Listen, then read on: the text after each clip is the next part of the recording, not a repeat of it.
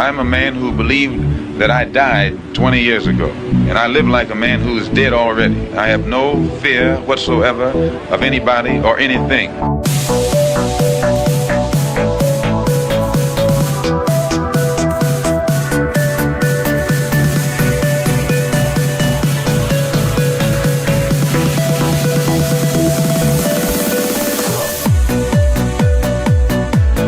Gary Webb. I am an investigative journalist, and in 1996, I wrote a series of stories entitled Dark Alliance, which was about CIA involvement in drug trafficking.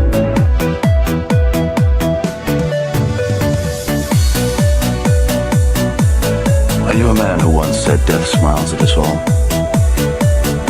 All a man can do is smile back. We're both in Skull and Bones, the secret society.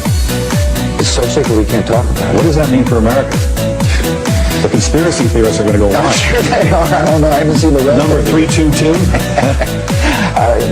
I sad duty to report this afternoon that my friend and colleague, Tim Russert, collapsed and died early this afternoon. I may die in this cell tonight or in the arena tomorrow. I'm a slave.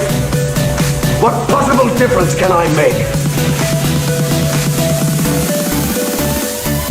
And no official of my administration, whether his rank is high or low, civilian or military, should interpret my words here tonight as an excuse to censor the news, to stifle dissent, to cover up our mistakes, or to withhold from the press and the public the facts they deserve to know.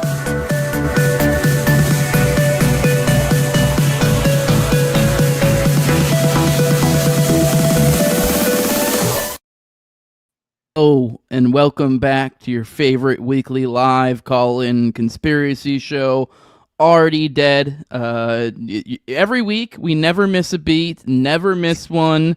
Last week didn't happen. It's a blip in the time stream. We're back like nothing ever happened. The homie Austin went to the big boy's house over to the City of Sin, over to Vegas last week. That's part of why we didn't do it. I guess I could have put on a show, but I had to take my kiddos to the... I had to take him to the airport at like 3 a.m. to go see grandma. So I would have only gotten like 2 hours of sleep or probably less had I done a show. So I had to tap out. But we're back, coming off an exciting time for Austin.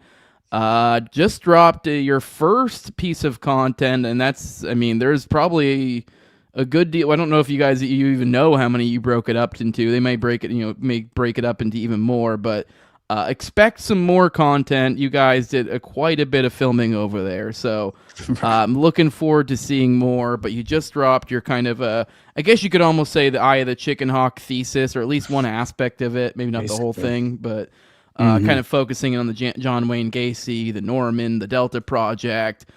People familiar with these concepts will know what I'm getting at, but kind of, and it ties into the stuff going on now with the MK Ultra hearings that just popped off. You know, that very much ties and all that. So, right. I mean, most people wouldn't see the connections quite like we do, but they're basically one and the same thing. So, pleasure having you back, Austin. How you feeling? A little tired? A little excited? What's up? Yeah, a little exhausted. I think mainly it's just feeling like it was a little bit nonstop, right? Even up into this moment, I feel like I've just been constantly on one, just proverbially speaking, like going down these various rabbit holes and trying to just get my feet back on the ground since I got back home, obviously, is the main thing. I spent I think I left, it was last Tuesday morning I left, and man, I hadn't even gotten out of LA yet. And I'm still on the 605, and there's like a black Maserati right in front of me that just starts slowly swerving into the back four tires of a semi-trailer in the lane to the right of us. Yeah. It was like basically the back four tires of the tractor where it connects to the trailer itself. And I'm watching this happen basically in slow motion. And I'm just like, God, please don't allow this to affect me, is basically the thought, that's running through my mind. And so luckily, again, as I said, it was like sort of happening in slow motion. So they smashed the back four tires of this tractor, this semi tractor, and just kind of like bounce off, luckily.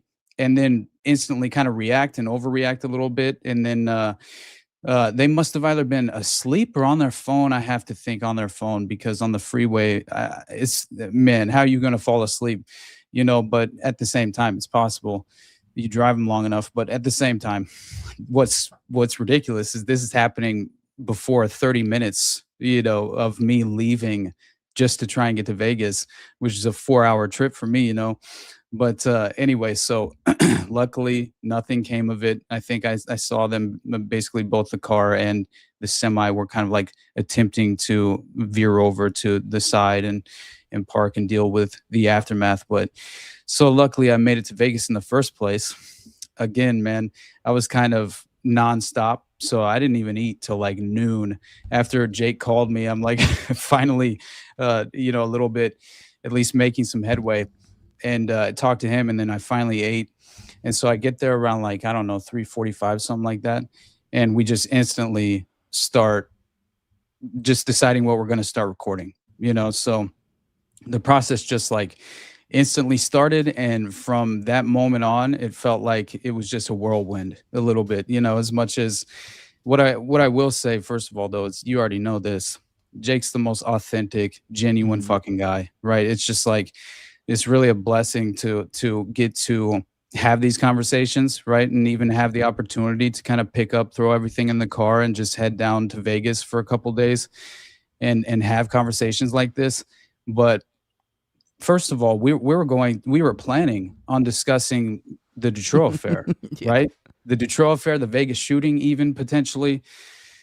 None of that happened, right? So over the course of the week leading up to our you at least mentioned Dutrow in passing. I think you even did in that last episode. So although that was supposed to be the focal points, and it barely even became a glancing focus. Right. And leave it to me to basically pitch the solo project that I've been working on and had shelved for quite some time now, and was just reeling down that rabbit hole, as I said, and so I couldn't help myself. I had to kind of pitch the concept of maybe even questioning the concept of a serial killer in general in certain ways, and especially considering many of these notorious serial killers being connected to a much wider network of human compromise and sexual blackmail and child pornography and child sex trafficking.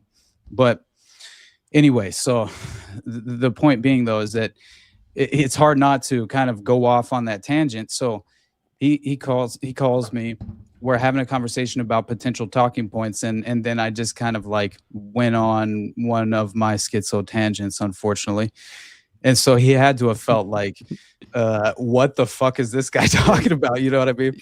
A little bit, but let me regurgitate all of McGowan's Program to Kill and Simon Dovey's Eye of the Chicken Hawk to you real quick. Like, honestly, it pretty much, and I can't believe it. It took me the following day when we were filming the Son of Sam episode. And of course I mentioned The Ultimate Evil and Maury Terry's work many different times throughout a few of those conversations we've had. But I forgot the first recording we did. I forgot to mention Simon Dovey's book, but I obviously mentioned that in the following day in the next episode on Son of Sam, because we were kind of like, tangentially going through various overlapping threads, that kind of thing. And so I had to remind myself to mention his book, because it's clearly the concept that I found to be, most credible and appealing as well, in a very kind of short,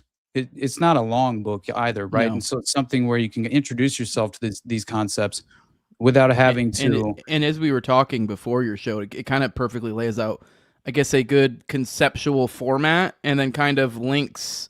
It kind of almost illustrates how these are all these chains of these networks and how they all just loop into each other, and so it kind of is basically what you ended up doing here to some degree. You didn't obviously do an exact, but I think my understanding is you kind of did various different angles coming at it from some of the different things you guys talked about. Anyways, Red Eye the Chicken Hawk, though, you'll see, like, it really is kind of like, as you read through it, literally by the end, it's like a snake eating its own tail. You literally come back to the beginning and you're like, wait, what? Like, we weave through the Delta Project, we weave through North Fox Island, the Dutroux affair, all through this, linking together, players.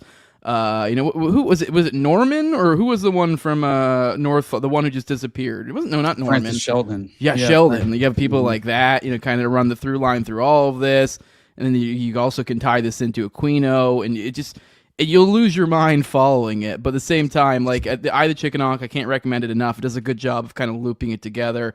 And if you already have the understanding from like Program to Kill of kind of this understanding of maybe serial killers aren't what you think. So you kind of almost need to like do the Program to Kill thing as a primer before you get into Simon Dovey's stuff, but I mean not necessarily. They are focusing on different aspects of some regard, but it's all part of the same monster, obviously. Oh shit! Are you still there? I had like a weird freeze up on my end, so you're good, right? Oh yeah, weird. I saw someone in the chat complain about it earlier, but I've seen. It's weird. It shows perfect on my end. So sorry if I'm having any issues. Anybody out there? No, but it looked fine on my end. So, just to answer this guy's question in the chat, when is the Jake Shields Austin pod coming out? So we already dropped. I believe the Fight Back podcast obviously is Jake's podcast, and he dropped. I think the first episode we recorded, which was like almost 2 hours. He dropped that on Sunday, I think it was, right? And around like 3:00 Pacific time, so you can already watch that one.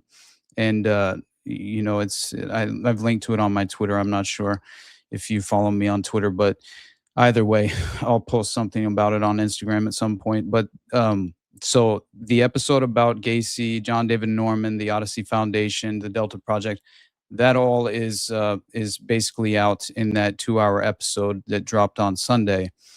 And then, as I said, we recorded almost 6 hours of content, I think, total. So we'll have at least another longer format interview will drop on the Son of Sam case and other things that I covered in the episode that I originally tackled the subject in itself, which weaved in certain layers of the Hand of Death cult and Henry Lee Lucas and various aspects of just the concept in general, reinforcing the notion of serial killers aren't what we have been led to believe they actually are, right? And this is kind of something that I think extends into, as I've said many times before, the serial killer phenomena basically surfaces and comes onto the scene at a very strange series of mass child murders basically being conducted throughout the U.S. domestically,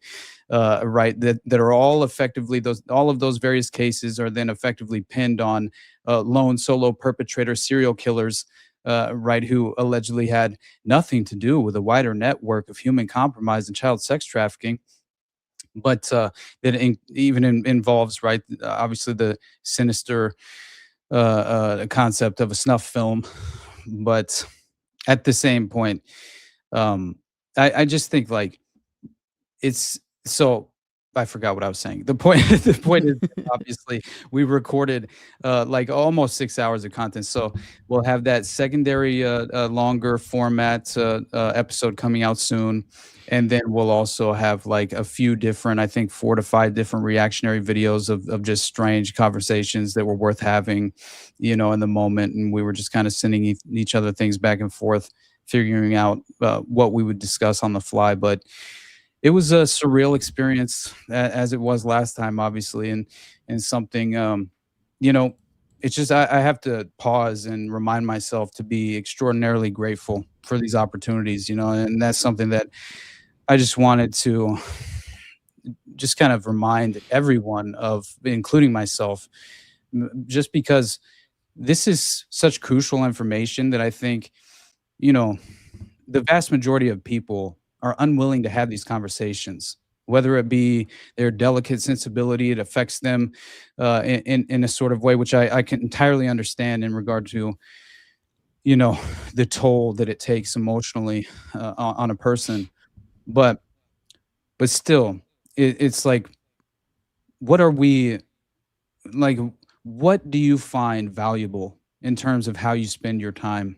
And as far as I'm concerned, I'm more interested in finding the root cause of things, right? Understanding really the fundamental structure of the power paradigm at large, and how it's really affecting all of us, the international society, in general, and just the globalist framework that is effectively being achieved in a real way. With, I just like to introduce people to concepts that will hopefully, resonate with them, and drive them forward to maybe like mobilize their intellectual capabilities into a place they never thought, possible, in a real way that changes, fundamentally, even their ethical framework, and their core principles and values that really matter more than anything. You can have a political opinion on any given subject, but really we all need to remind ourselves what matters most, and that is who we surround ourselves with, the conversations, as well, that we're willing to engage in an objective way, keeping our minds as open as possible. I think it's just, again, this was like very refreshing experience for me, because this is something that you get into this territory of black belt conspiratorial concepts, and people's eyes will glaze over, and they'll begin to, just at face value, almost dismiss what you're saying, because it's too much. It's an intellectual overload. They can't really. It makes you start questioning things. This is kind of. I know it kind of may seem contradictory, because you kind of sort of poo-pooed politics a minute ago, and I'm not saying political. I'm meaning like more of a belief system, I guess, in a sense. I'm an anarchist, libertarian, but even then, like a lot of that comes from the idea of that I don't, all the slogans. Like I don't really get to. It's not, you don't get to coerce on others. You don't get to hurt others. And these kind of come from, I guess you call them morals, ethics, whatever, like undergirding beliefs.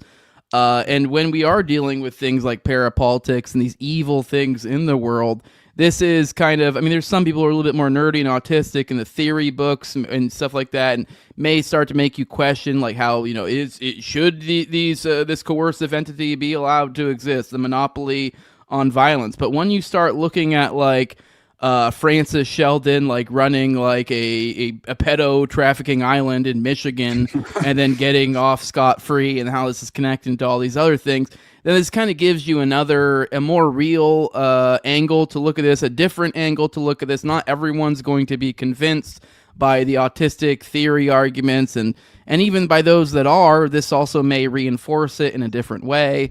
And so just in this kind of, some people may be able to look at a logical proof and look out and think out, like, if X plus Y equals Z, then whatever. But like it's a whole lot different, than just looking at like conceptual ideas and incentives and like what would likely happen if this. When you're looking at literal, actual things that have happened, like the Dutroux case and the multiple children that just basically disappeared off the face of the earth, to their bodies were found, and obviously untold horrors happened to these people.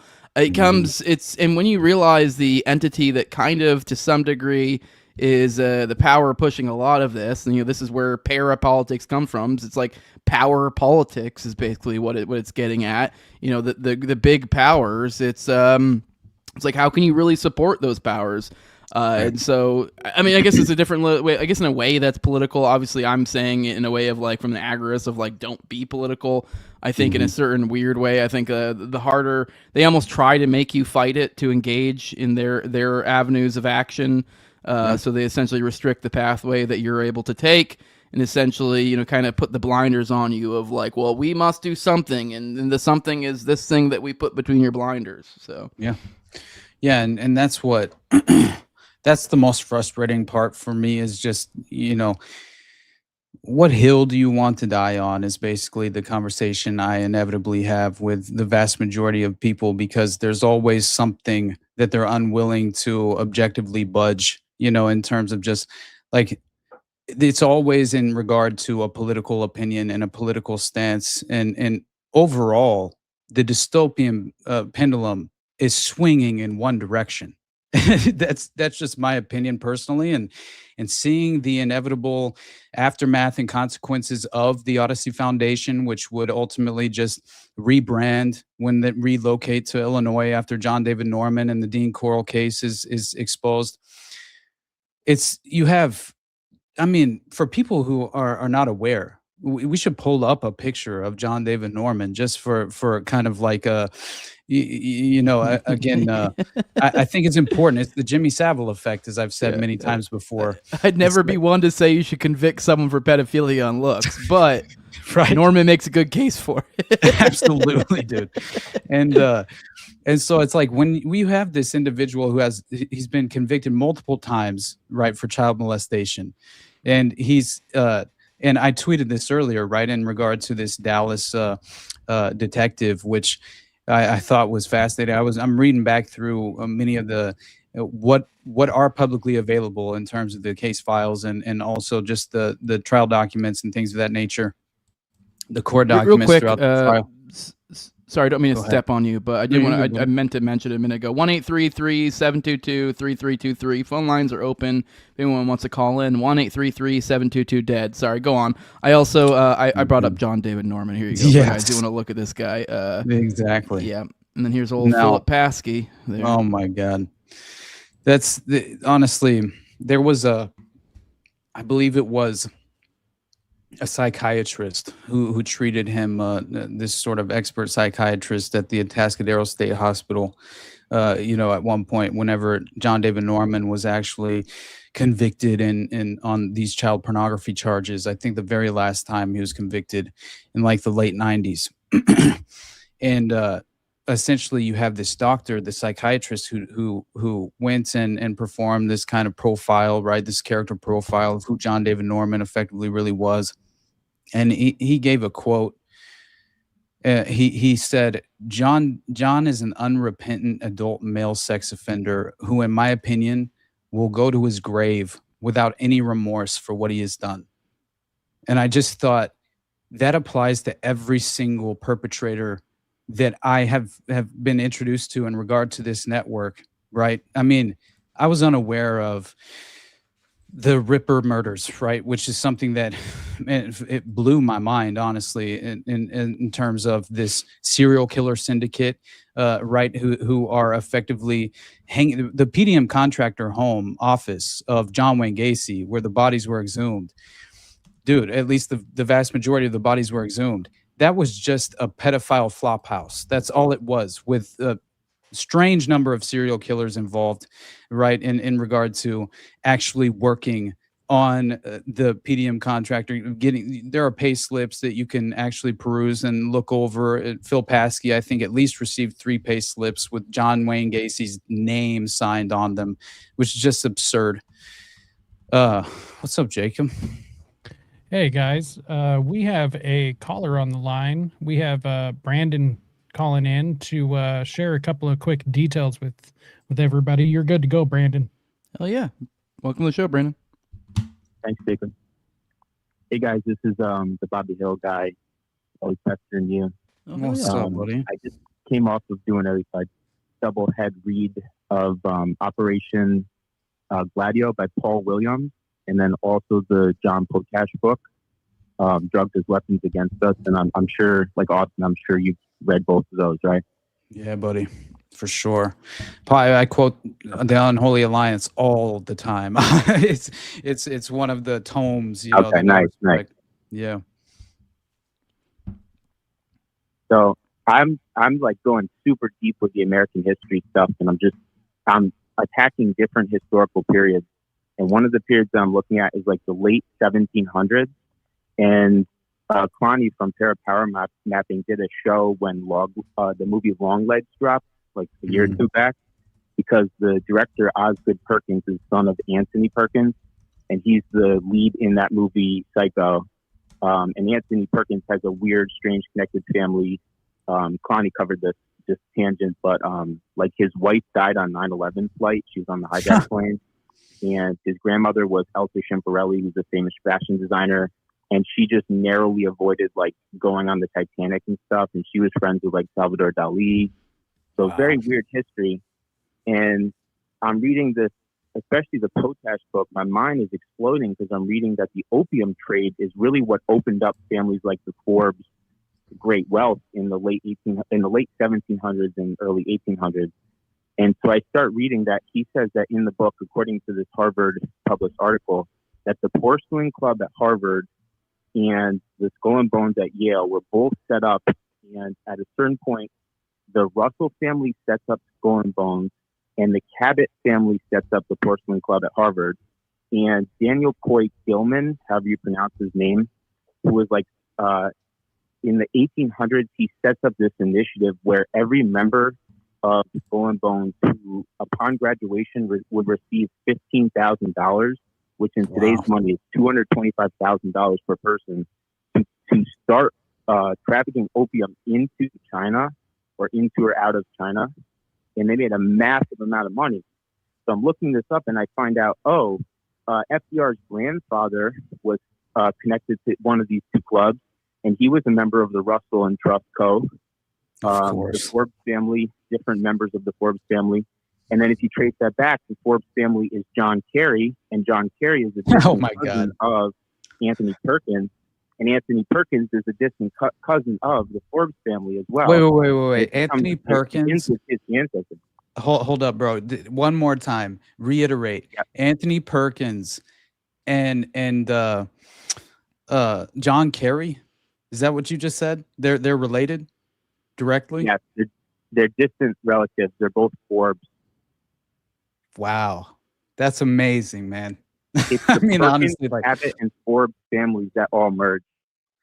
Man, weird scenes inside the canyon hits different now. That's all I have to say, right? Like as much as we just follow through, the through line in regard to the military industrial complex, basically found in reality, sort of like founding Hollywood, right? The foundation of Hollywood is essentially an intelligence operation for public manipulation, to run a psychological operation. That's basically what Hollywood was. And if you look at the occult aspect of Hollywood, right? Again, the druid attempting to use the branch of the holly tree, and this is this is how they cast spells upon the general public. This is so fascinating. The laurel tree. There's another mythological connection to the laurel tree. If you trace that as well, it's fascinating. But go ahead, dude. Sorry. Yes, and I'm going to draw some weird parallels, connections here, if Jacob will allow me. I know he said I was pressed for time, but I'm all ears. Keep going. Okay, sweet. So I'm looking at Gladio, and I'm like trying to go through all the like super uber communist Marxists, the people that are way smarter than me, but also way dumber than me on Twitter, who just like really get in the weeds on books. And I'm trying to get what the parapolitical sense of Paul Williams is on Operation Gladio, his book. And so I'm reading through, and all these people are like criticizing it, but they don't really have any substantial points. They're like, he didn't cover the drug trade enough. Well, the first like 6 chapters are all drug trade. Yeah. So I'm just digging, trying to find what the hell the deal with Paul Williams as a writer is. And he wrote these really anti-Muslim books like during the War on Terror period. And he was also working with the FBI as like a consultant. So there's a couple of red flags right there. And then that guy Dildo Gaggins on Twitter posted that Paul Williams, it was a photo of him hanging with the Moonies. Wow. With who? Hanging with the Moonies, dude. The Moonies. That's what a band, right? Crazy. That was a band, right? That was one of those like Laurel Canyon sort of bands, right? Or am I misremembering? The Moonies? No, I'm missing it. It's the CIA cover. It's like a cult. It's the Moonies, like called the Unification Church, I believe. It was involved in South Korea. I think it was predominantly it was like a religious cult. Yeah. Isn't that the one there was a big scandal with it recently? Yeah. Well, it was actually I covered it briefly. I don't know. I think I just kind of briefly mentioned it a few different times in passing and a few in past episodes, just reiterating and kind of reinforcing the notion of these religious movements, these cult groups effectively cropping up after MK Ultra is driven underground, and you have the Unification Church being very much one of those at least they're a candidate, right, in my opinion, that is very clearly obvious, just an intelligence construct in a real way, and especially knowing, the kind of involvement of the group itself, right, just in terms of what they were involved with for like this kind of domestic gladio staging a strategy of tension in their own right. I believe it was wasn't it the subway? Shinrukyo. No, that was the subway bombings that, but either way, it's fascinating stuff. And I think it was Sun Myung Moon or something. It was like the original founder, I believe, is the individual from South Korea that's pretty much just really given the credit, as far as the foundation of the church. But I think it's much more than that. Definitely a construct of the intelligence apparatus. But anyway, go ahead, buddy. All right, I won't talk your ear off forever, but the larger point of kind of what I wanted to ask you guys a question.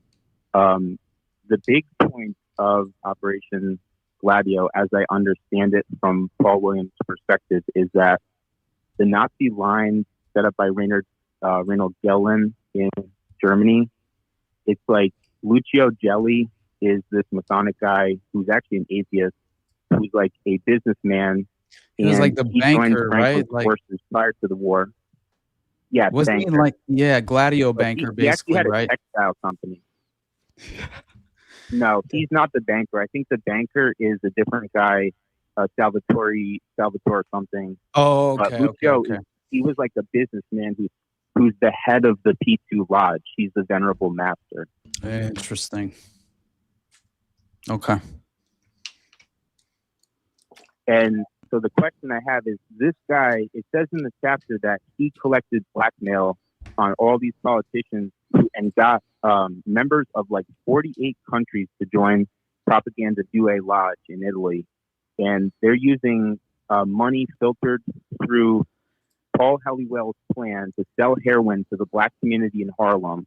And they funnel that money back through the Vatican Bank, through their IOI bank, to launder it. And then they use that to pay like KMT forces to like fight Mao in China and stuff. And they launder this money backwards, and then they set up this Propaganda Due secret Masonic order, which was a continuation of the Masonic Orient Lodge that was in power prior to Mussolini taking over. And then once he takes over, he closes all Masonic lodges.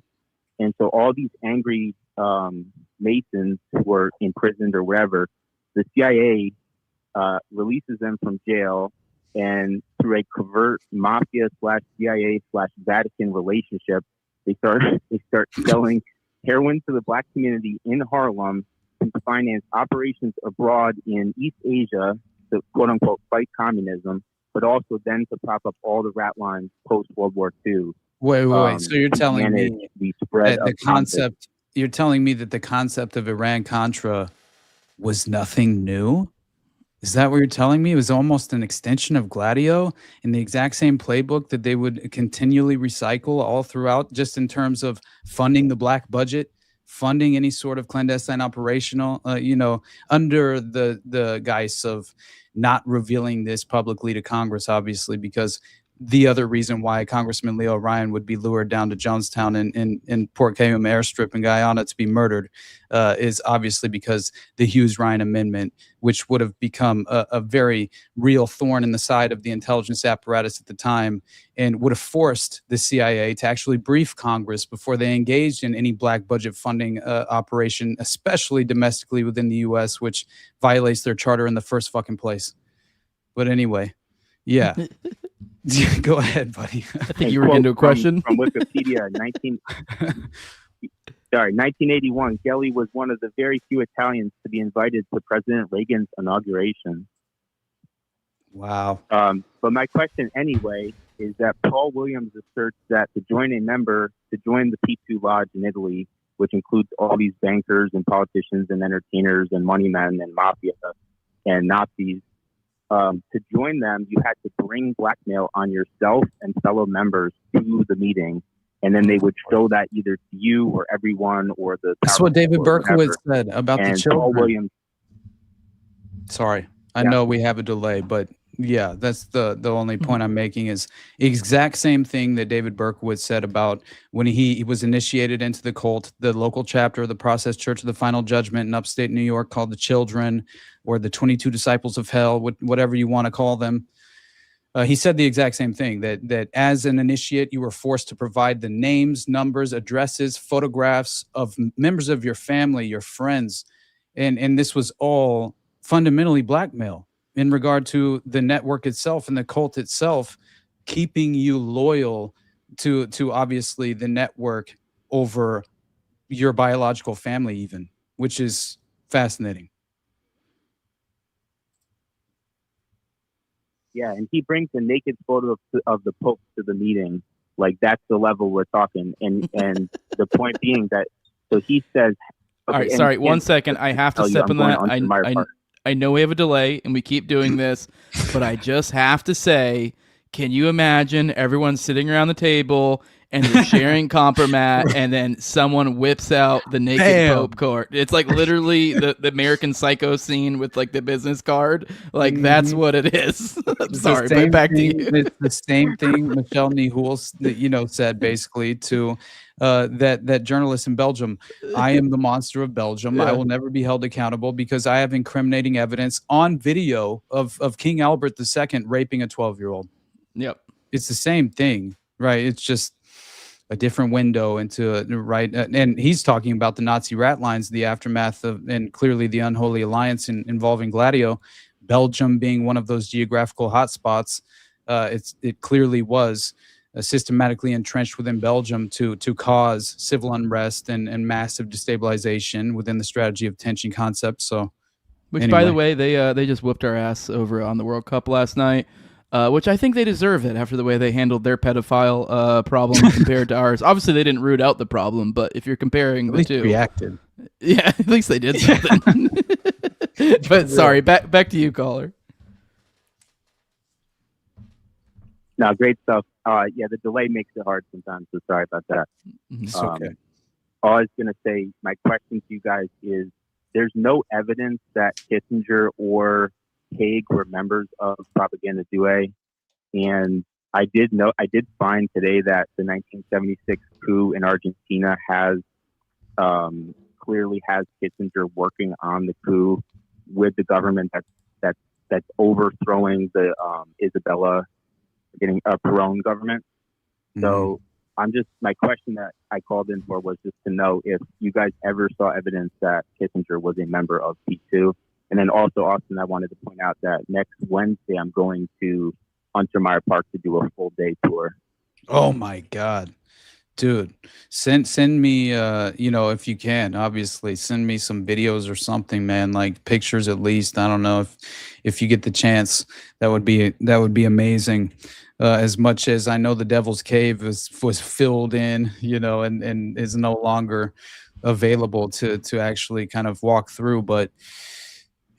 Not surprised, man. The deliberate destruction of evidence seems to be the status quo, very much so in regard to so many of these criminal cases that we discussed that unfortunately seem to overlap with prolific, prominent figures as perpetrators. But yeah, dude, thank you so much for calling in, man. You always provide us with just more connections to follow through on, and that also reinforce so much of what we've already covered in the past as well. So nothing but real love, quick before we do let you go, because we'll answer the question. Oh, I forgot to answer the question. Yeah, we're about to answer the question about Kissinger, but I do want to give a follow-up question to you real quick, because I'm just curious. It may not be interesting for other people, but it is for me. I know it's a little bit in the weeds. But it sounded like you were kind of getting at some of the conspiracy, particularly maybe the commie variety out there. Seemed to be throwing disrespect on Paul Williams' name. Now, I'm not niche, follower of like Williams that I really have gotten to some sort of anywhere even close to hero worship. Obviously, I thought it was I learned a lot from the book. very impressed, but I'm not like some crazy follower of his work. But I just, what are you getting at? That like the commie types are throwing hate on his name? Like what is the angle here? Supposedly, was that what you were trying to get at too? Because I'm like, I don't really know enough about him either. He kind of just strikes me as kind of like almost like a stuffy kind of covers the facts type of guy. Like kind of almost comes off like a historian to me. I mean, just covering crazy shit. So I'm just curious before we let you go, like just kind of clarify that point. I'm just curious, is there like hatred coming from, I guess, the left side of the parapolitical community, I guess you could say? Well, yes, bingo. Because like I don't take any sides. I'm not a libertarian. No. I'm not a communist. I'm not a whatever. But like the certain types of people that are like marmy two shoes, too goody, like goody two shoes types who like point out every little failing and make that to be like their whole personality. So they were doing that with Paul Williams as they do with every fucking thing, because that's how they view reality in this kind of immature way. That I'm not knocking the communist angle. I'm just knocking on the types who are like that. And I know who I'm talking about, the people on Twitter and podcasts and whatever. And they're attacking Paul Williams specifically because of his knocks on potentially the Muslim, the Islamic connection with the war on terror, like basically saying maybe he laid the groundwork to help the U.S. empire do those wars, justify them. Get as Austin says, the what's that saying? Like permission to do something. Manufacture consent in a way. By the way, Uncle Ted in the chat says, "Who the fuck is Paul Walker?" I thought he lived too fast and furious and died. We're talking about Paul Williams. He's the writer of Operation Gladio, which is probably one of the best pieces or one of the best books. Funny, I don't know if I've read Unholy Alliance. I feel like I may have, but like I definitely read Williams's book. You've been around me enough. You basically have read the book. But anyways, if you want to, I don't really know enough about Kissinger's connections. That's way too in the weeds for me. So I don't know if you know anything, Austin. But we'll let you go, caller. We do appreciate you. That was I really learned a lot. I was listening intently. But we'll kick you the fuck out of here. Definitely calling again. But Austin, whatever you guys say about Kissinger's connection to P2. Sounds good. And appreciate you as always, my friend. But I believe it was Lucio Gelli he definitely had legitimate funding and financial support from Henry Kissinger for the extension of the sort of like Gladio styled internal subversion operation, 100% being funded. But I will say Kissinger, what I know, and he clearly was involved as a member of multiple organizations and even secret fraternal organizations as well, invitation only, you can say, with Le Cercle specifically. That's the one that always came up with Alexander Haig, right, who's a key prominent figure in the Nixon administration at the time. And Alexander Haig, I think, was a part of like that strange internal subversion conducted in the U.S. during the Nixon administration with the Joint Chiefs of Staff that led to Watergate and the internal coup d'etat launched against Nixon. This all happened on behalf of Kissinger and that same unholy alliance that he very much described and illustrated over the course of the past however long. But Kissinger, he was definitely and undoubtedly a member of Le Cercle. Right, which was this sort of, it was founded by Antoine Panay, I believe, was the individual founder in the early 50s. He's the last person to hold 2 cabinet positions aside from the current one doing it right now, holding the same positions, by the way. Marco Rubio, National Security Advisor, and I believe Secretary of State. Those are the same positions that Kissinger held as well. Both very powerful positions, and when you combine them together, this is why Kissinger, to this day, still gets brought up so much, because of the unique position he had, enabled him to make all sorts of power moves, which Rubio is perfectly suited to do the same thing, which I know we talk a lot about Vance, but it's all as Rubio is also definitely a concern, although he's more like the obvious one, like if that makes sense. Absolutely. No, it's kind of more the same, It does, but I will say it was. I think Kissinger was a key, at least a sort of like a definitely one of the founding members of Bilderberg as well, which is very important. I think it was basically a sort of a consequence of this unholy alliance in a way, right? But it was like used as a major propagandistic tool for sure. But I think when you see that the founding fathers of the European Union were members of the Circle, they were all high profile members of this secret organization that was invitation only, and was a foreign policy forum allegedly. But this is and they claim to oppose communism, which is the most hilarious aspect of this, because you clearly see the long march through the institutions was by design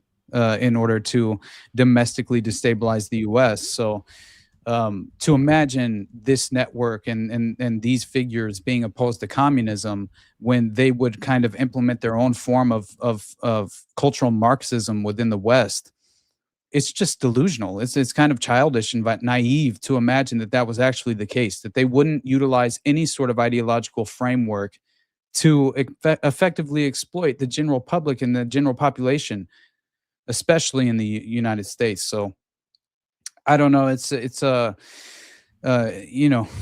we are again, back bogged down in Gladio, and this is the way of the world in regard to the modern framework, of how the state operates and how the intelligence apparatus does the bidding, unbeknownst to the vast majority. And manufacturers consent for so many of these landmark legislative actions that will disrupt all of global society and consistently move forward this militaristic. All we're waiting for in any given moment is the next proverbial blood sacrifice on the altar of the imperial war machine, as I've said before.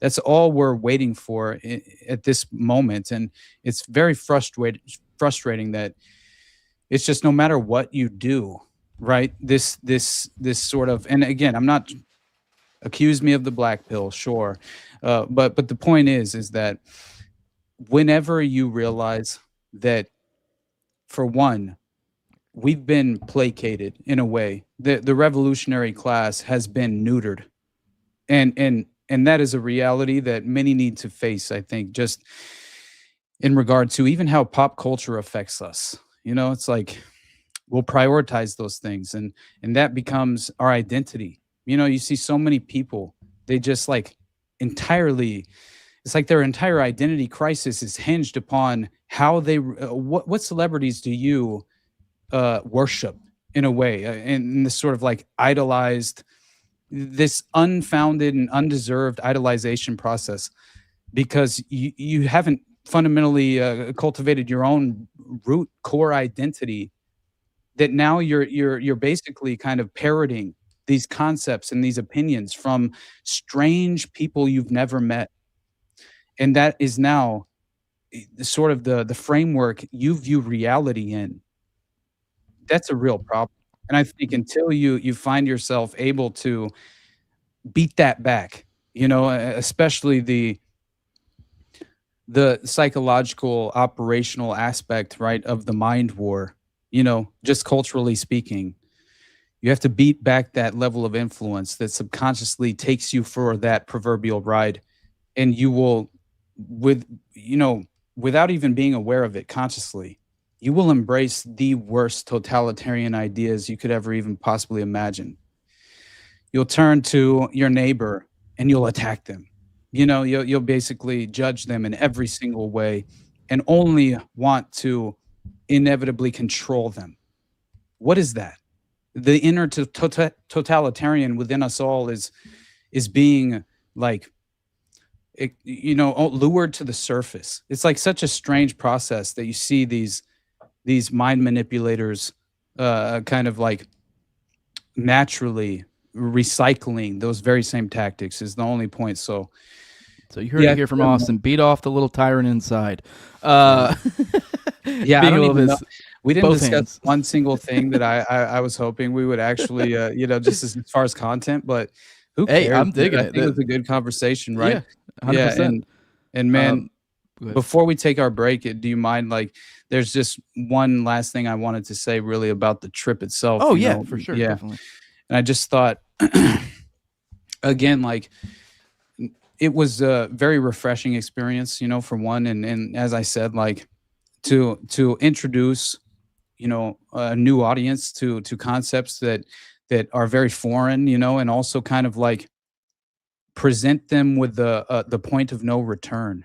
You know, it's like, what a blessing that is, right? Because those are the moments we should always hope to achieve, as far as being it just at the very least prioritizing, you know, kind of getting out of your own way and attempting to, because believe me, in the environment that we recorded that first episode, and a few of the other things that we recorded, sitting on a couch right next to Jake, like in this casual setting, very foreign to me, especially when I'm trying to kind of like, in this evidentiary process, like, as much as I possibly can, refer to details that I think are pivotal in understanding the overall scope of the case, the criminal case, right? And basically, as I said I think at the very end of the first episode that's already dropped, is my goal was always to bridge the gap between conspiracy and credibility.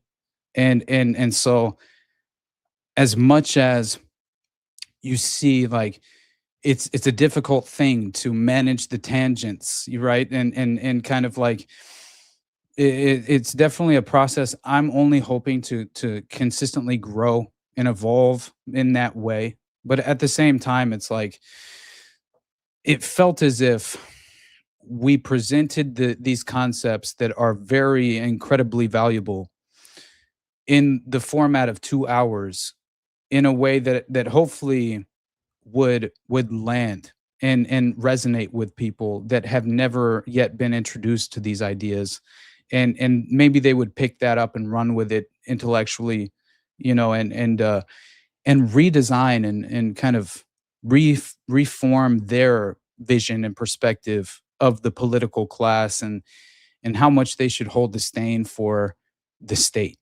You know, it's like, that's the ultimate, you know, sort of conclusion that I always come to and revert back to, is we don't hate the state enough.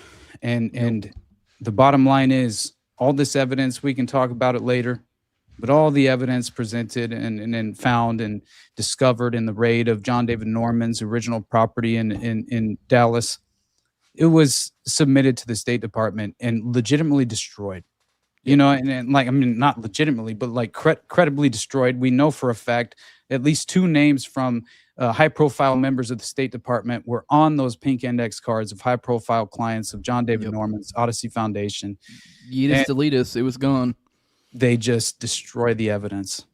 And so when you realize that is the nature of power, then, you know, spend your time wisely, right? and stop supporting people you've never met. Disengage from the political process. Whoa! I'm very. How about you be careful about the people you've never met? We're about to go through super chats, so maybe do support people you've never met. Okay, Austin. All right. So we do have a couple, but I get what you mean. I'm obviously goofing. Right. Political saviors. Me and Austin are not running for anything, and I will go ahead and actively say, if Austin runs for any political positions, I do not endorse. There you go. Thank you. and you can say the same for me, and you do not have to feel offended. If I have run for office somewhere, I'm telling you, I am not endorsing future me running for office. So, like, you can clip this, and if I, in the future, like a retard for some, I don't know what reason, you know, glutton for punishment, somehow been compromised, I don't know, you can clip this and be like, past you does not endorse you, so for office. So just throwing that out there. But we're not doing that. So, but you should support us. But those who do, we got a couple of them. Program to Chill, $2, appreciate it. This podcast is my church. And then Dylan Farnham, which I checked because I was curious, because it's referring to OKC. Surprisingly enough, this was not on my channel, so that kind of implies this is to you, but maybe not. Maybe I think people sometimes mix up whose channel is whose, so whatever. But this is Dylan Farnham. He says, never caught you live, But thanks to you, I got back into OKC. Now, to be fair, you've done OKC stuff too. It's not like you don't know anything about OKC, or you haven't covered it, or you've done plenty of OKC stuff. It's just most people think of me when that comes up. But what do you think of my theory?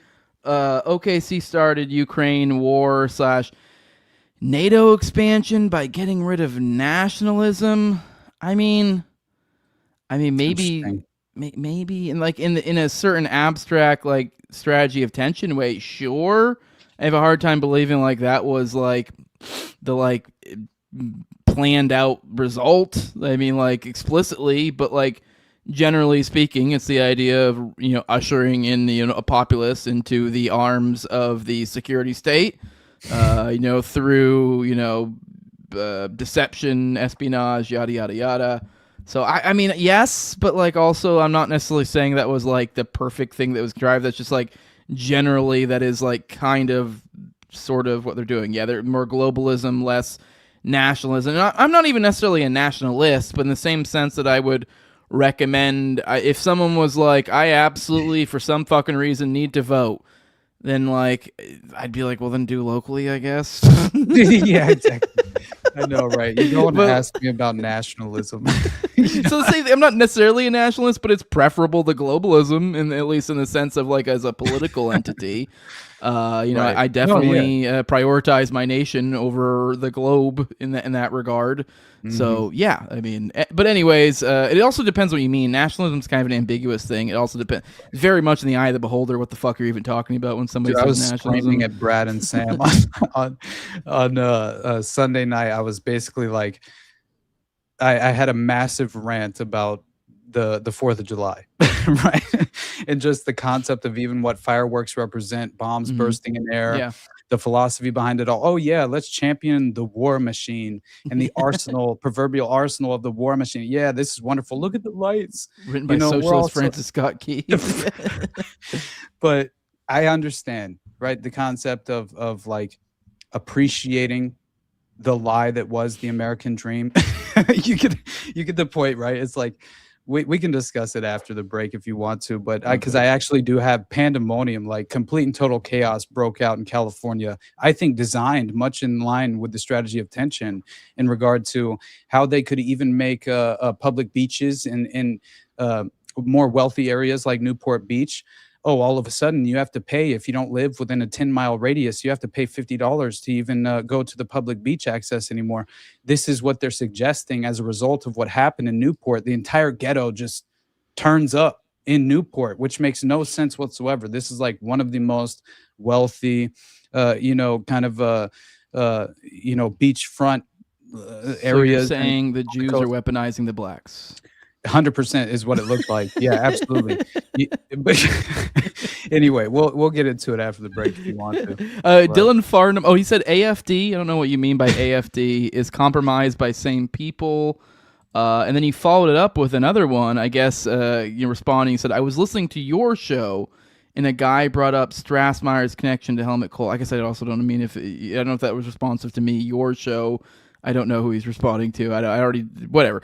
Anyways, I know, we probably both have talked about this too. It's probably already dead. Actually, it was probably an already dead that somebody brought up. So somebody brought up Strassmeyer's connection. Yeah, I've definitely to Helmut Kohl. Exactly. Actually, wasn't that like his his dad worked for him? And then he's like training with the IDF on the front lines, right? If you remember. As far as Andreas Strassmeyer, right, which is fascinating that all was, and this Helmut Kohl, massive high-profile politician within Germany, and I read that Al Gore actually called and requested personally Andreas Strassmeyer to be sent over to the United States, right? And it just makes all the sense in the world if you think about the VP of the Clinton administration at the time, right? And it's just. Well, Helmut Kohl was the chancellor of West Germany and reunified Germany. So he was like, so his whole thing was like the reunification project. Reunification project. So denazification. This could be, you could say domestic counterterrorism, I guess is one way to look at it, which is just counterterrorism is just terrorism, generally speaking, typically. But yeah, so I guess in that regard, yeah. It's the moderate rebels, Jose. So in that sense, yeah, I guess I get what you're getting at, and yes, in that regard, I guess, because it did kind of sound out like you were saying it was like perfectly mapped, and that's when we'll destroy nationalism. But yes, in that like context that you're speaking, yeah, I think you're definitely on to something. In that, like, yeah, because Helmut Kohl, denazification, Strassmeyer coming over for all this, it looks like he could have been some sort of, with this idea of globalism, all these different forces working together, Germany working with allied forces, the United States, you send over one of your denazification guys or whatever over to the States to deal with the denazification problem there. I had, who was I can't even think of his name right now. The lawyer. God, I'm really embarrassed. I can't think of his name right now. I've had him on. I forgot where I was going with that. Yeah. He was the one who did. Who was like the lawyer for all. It's really bugging me. I can't think of his fucking name. The lawyer. I had him on my show. He was the lawyer for all of these characters. He was.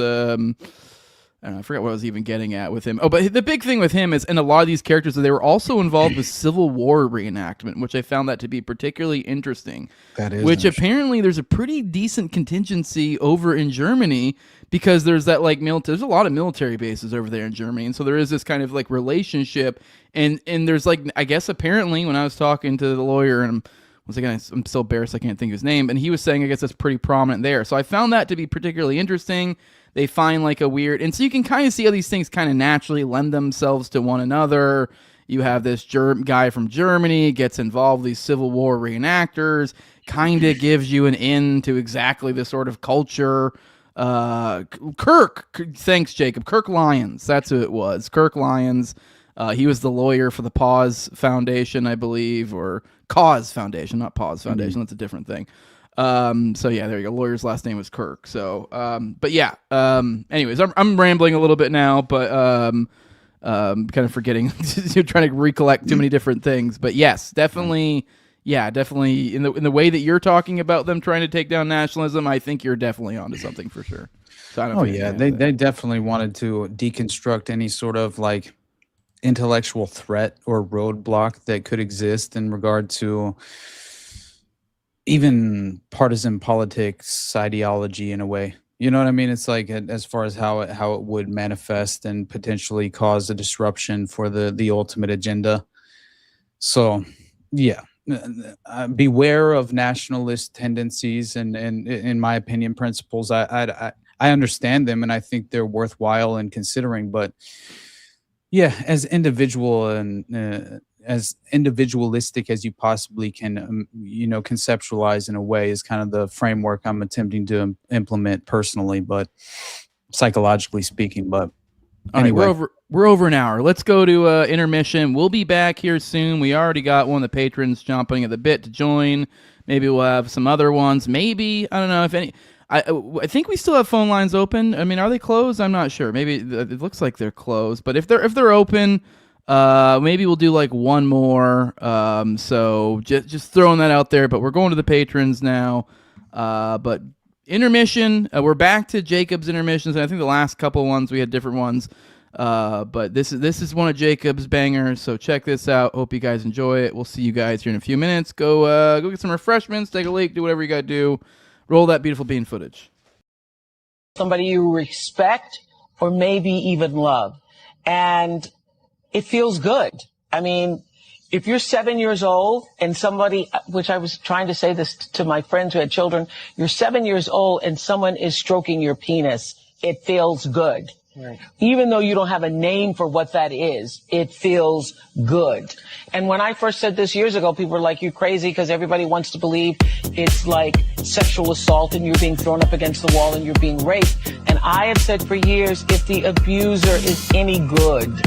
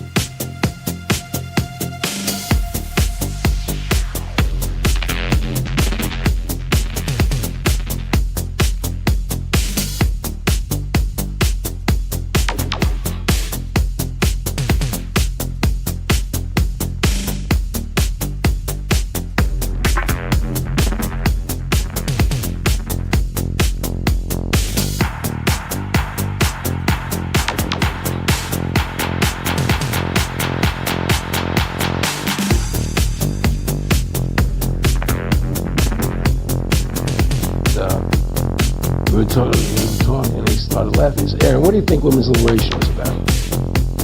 And I said, I'm pretty conventional thinking about it at that point. I said, I think it's about women having the right to work, getting equal pay with men, just like they won the right to vote.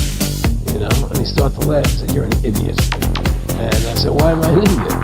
He said, look what that was about. We, the Rockefellers, funded that. We funded Women's Lib, you know? And we're the ones who got all of the newspapers and television, the Rockefeller Foundation. He says, and you want to know why? He says, there were two primary reasons. And they were, one reason was we couldn't tax half the population before Women's Lib. And the second reason was, now we get the kids in school at an early age. We can indoctrinate the kids how to think, which breaks up their family. The kids start looking at the state as the family, as the school, as the officials, as their family, not as the parents teaching. And so those were the two primary reasons for Women's Lib. Which I thought up to that point was a noble thing. You know, when I saw their intentions behind it, where they were coming from, when they created it, and the thought of it, I saw the evil behind what I thought was a noble invention. Aaron, did you know that Gloria Steinem and one of the CIA? No, I had no idea. No, I never heard that. CIA funded this magazine? Funded this magazine. No kidding. I never heard that. Well, Nick told me. I mean, I know it, but not because I know the CIA was involved in it. Gloria Steinem was proud of it. Oh, the CIA was helping. No kidding. And what they do is they focus in, obviously, on real problems. Women's work is but the elite wasn't trying to get help them. They were trying to really gas them and take men away from them. Look what they did with black families. They only had about 20% of the women in black communities. Now it's up to 90%. And look at welfare. We're not doing some money. You can't have a man of so further to the deregulation. Yeah. Further destroyed. And now they're looking at this. Well, see, the whole thing is, these people control the money, so they make all the rules.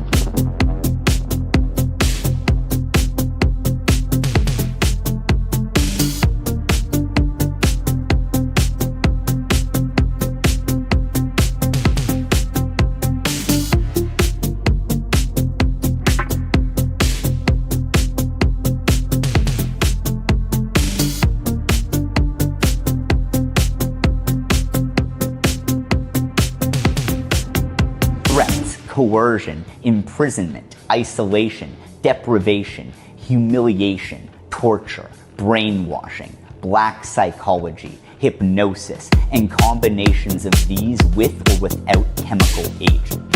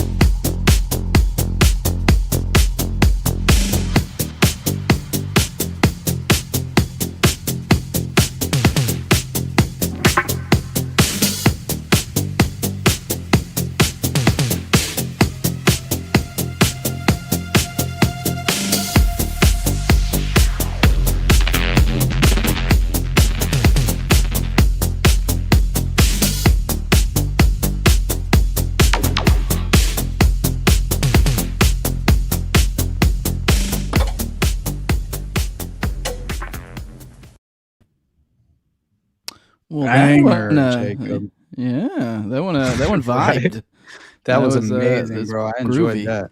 Yeah, the opening was a little rough, but yeah, I know, right? As soon as I was like, "Fuck," it does it hooked you in. I'll give you that. It did. It got the hook on it for sure. Rolling back into the show, we already got some support during the break. Appreciate you, GitHub Enoch, saying welcome back, y'all. Thank you. We are back after our break. And into the patron portion of the show. But kind of starting off, let's go ahead and get Let's get who is it? Beans Fernandez. Let's get Beans Fernandez in the show. Jacob, if you're back there, you can go ahead and bring him up. Beans Fernandez, you are muted. Beans? There you go. You're unmuted now. Yeah, what is up, what's my up? friend? What's up, fellas? Sorry, I'm walking my dog right now, but there's some crickets in the background. That's why. I just wanted to pop in. I don't know if you guys already talked about objection.ai. That was the whole thing. It seems really fucked up and like a real pay-to-play experience for any kind of justice in this world. But I had a different tip to hop onto because it kind of seemed like when I hopped in late, you guys were already kind of on the Teal, Vans, that whole wave.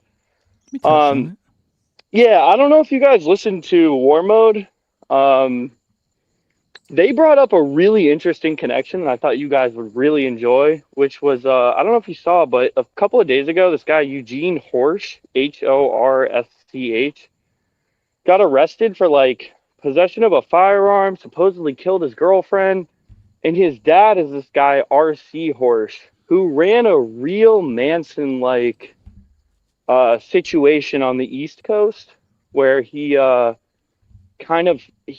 like ran around some weird crowds, ran some meth houses and things like that, got arrested, got let go by the FBI, spent a year in prison here, a year in prison there, but never really held it down. And ended up getting into a form of pornography where he made a film called Slaves, made another one just straight up called why am I blanking on the name now? HunterSThompson. What do you make? Why am I blanking? You know what I'm talking about. The name. I know people talk about a lot, but I've never really followed his work too much. HunterSThompson. There's an idea that he made the Kill movies. I'm blanking. Yeah, sorry. I know. I can't remember what my brain's blanking right now. Yeah, but this guy RC, his dad RC Horsch, got really big in Hollywood and was running around with Hollywood circles. And apparently, it was around the time of MK Ultra, and his son, who is now 44 years old, just got arrested and looks like shit, dude. I'm so sorry, but hold on, man. Go ahead. Do you realize that blackmail photographer, child pornographer, and blackmail photographer Rusty Nelson was legitimately responsible for offering HunterSThompson $100,000 to shoot a snuff film? Snuff. Thank you. Yes, that's exactly what I'm talking about. Thank you. Yes. Holy shit. Yes. So let me 100% verify this is the same blackmail photographer for another criminal case that should be, because if that is honestly the reality, then yeah, I already knew HunterSThompson was compromised security guard at the Esalen Institute. I mean, that's basically Tavistock 2.0 west side, is essentially what it really was. Yeah, but apparently this is a claim is a claim from Rusty, but sorry, go on. Yeah.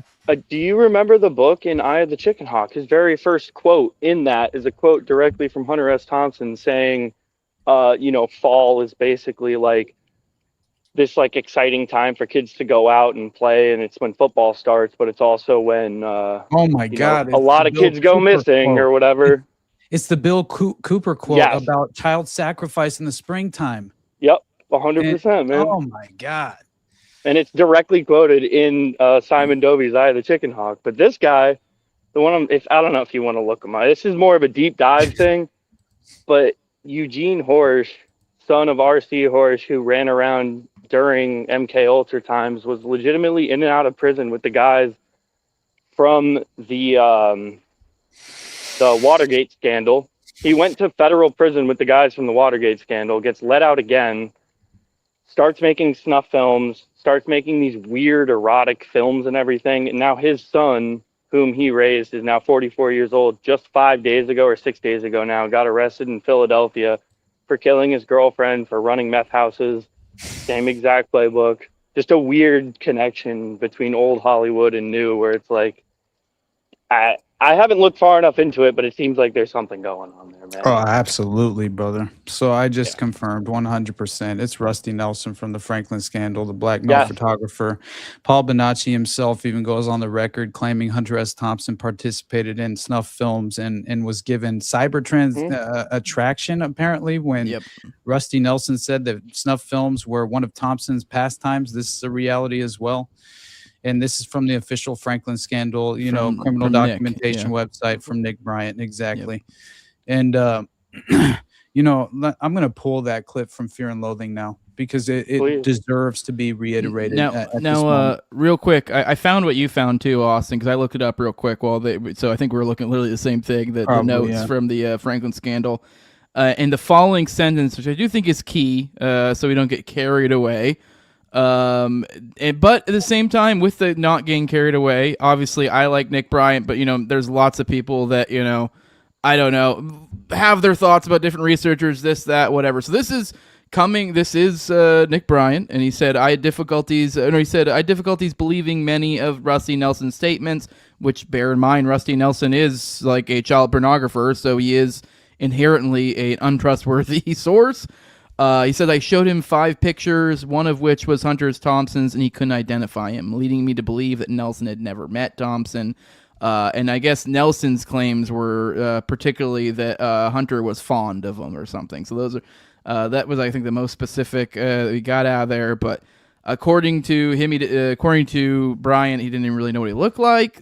So I don't know. I mean, that's not necessarily obviously 100% for sure. So I don't know. It's hard to know. But either way, it's still interesting. Interesting to think about. The funeral procession that Johnny Depp and John Cusack and Bill Murray all paid for Hunter S. Thompson. That was a legitimately a pagan occult ritual. That's what it was. Like, there's no doubt about it now. In hindsight, I understand. When I originally saw it, I used to be, gonzo journalism I thought was amazing, right? It was like a concept that I very much appreciate. Fear and Loathing. I mean, look at this is the Fear and Loathing drive to Vegas, basically behind me on the wall, right? It's like just even in poster form that I got a long time ago. And I've read so much of Hunter S. Thompson. But yes, no more heroes, my friends. All my heroes are dead as well. And I think it's time for that to be, just take root. Fundamentally take root in the psychological framework of your mind, in your conscious mind. And Hunter S. Thompson had a quote. This is probably the one that you're referring to. I don't know if this is the one that Simon used in the Eye of the Chicken Hawk, but Hunter said the truth. And what's so fascinating is I actually quoted Hunter S. Thompson at the very end of episode 1 of my very first episode of the entire podcast that I've, and either way, he says the truth, when you finally chase it down, is almost always far worse than your darkest visions and fears. And I think there's never been anything uttered that is more true than that statement, honestly. And if you have descended into darkness, as we all have, and I would imagine at this point, right, if you're even an audience member for this podcast, you've definitely been delving into the darkness for far too long, spelunking, so to speak, in the most sinister versions and forms of reality and windows into, the sinister nature of power, then it's disturbing and it should cause you nothing but you should never be comfortable. That's the number one bottom line, especially if you hope to protect your family, hope to protect your children. Are you kidding me? These concepts, they should strike fear in you, but never fall victim to the psychological stoking of fear in reality, because it is such a viable tool of this power paradigm and the structured,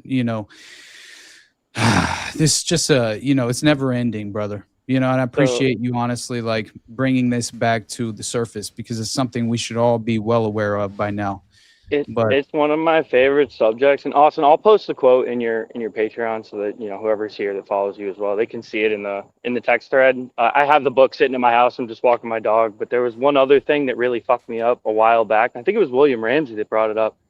But that Paul Bonassi's stepbrother was one of John Wayne Gacy's first victims. His first victim, brother. Bro. His first victim. Timothy McCoy. What the fuck are we doing? What the fuck are we doing?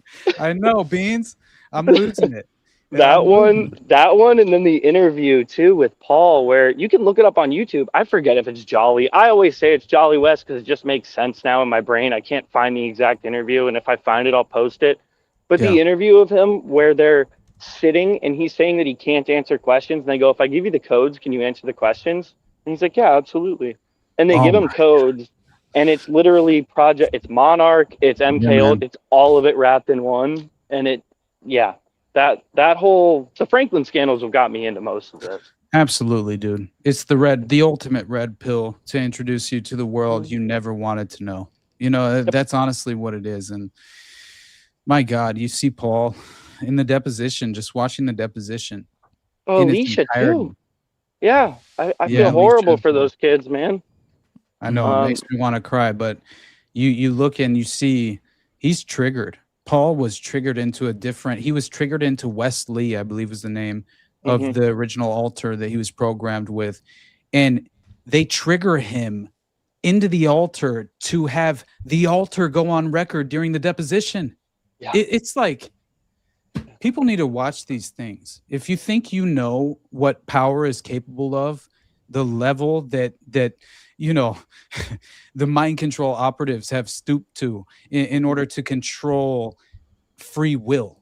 That's something that here's another thing, and I've said it so many times, but we don't fundamentally understand the concept of free will enough to think that we can protect ourselves from any given sort of methodological and systematic kind of sophisticated method in regard to the mind control techniques that they've very much evolved over time. And so anyway, if you remember, and I quoted this with Jake just on the spot, because when I read this in Nick's book, The Franklin Scandal, maybe I watched him actually say this on an interview many different times, but either way, he's gone on the record many times about what Rusty Nelson, the blackmail photographer from the Franklin Network, went on record and told him. And I've said it a few times on the show as well. But what does he describe?